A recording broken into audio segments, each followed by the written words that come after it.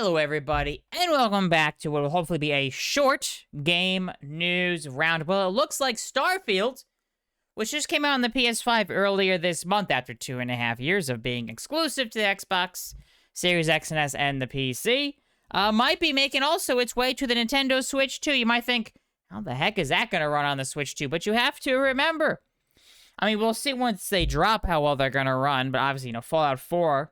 also, Bethesda game came out to the Switch 2 in February. And Indiana Jones and the Great Circle will be making its way also to the Switch 2 next month on May 12th. And also The Elder Scrolls 4 Oblivion Remastered is also coming to the Switch 2 later this year. So yeah, we're seeing more and more Bethesda games coming out on more platforms. And yeah, Switch 2.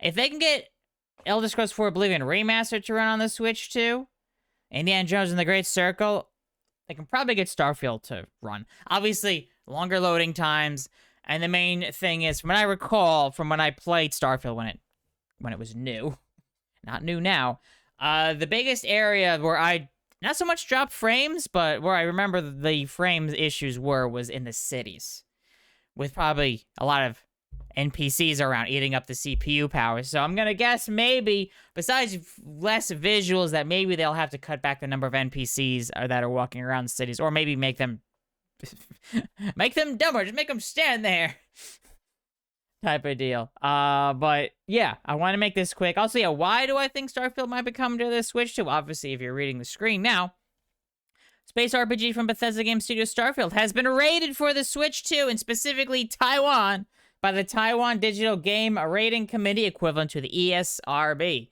Yeah, but yeah, this is also suggesting that the Switch 2 port is coming in the near future. And yeah, we've had other recent games that were rated by Taiwan before, in Taiwan before they were officially announced, and this might be another one of those potentials. We might be seeing these in the coming months. Maybe sometime later this year or early next year, potentially. Obviously, depends how long it takes them to get it running decently. Well, also probably be 30 FPS. I'm assuming, not 60 FPS on the Switch 2, especially if it's in handheld mode.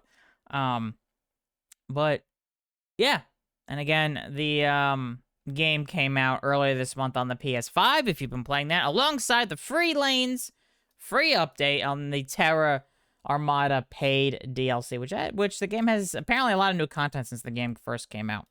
Although I'll admit I have not had any desire to replay them. I've got enough games that are keeping me busy as it is.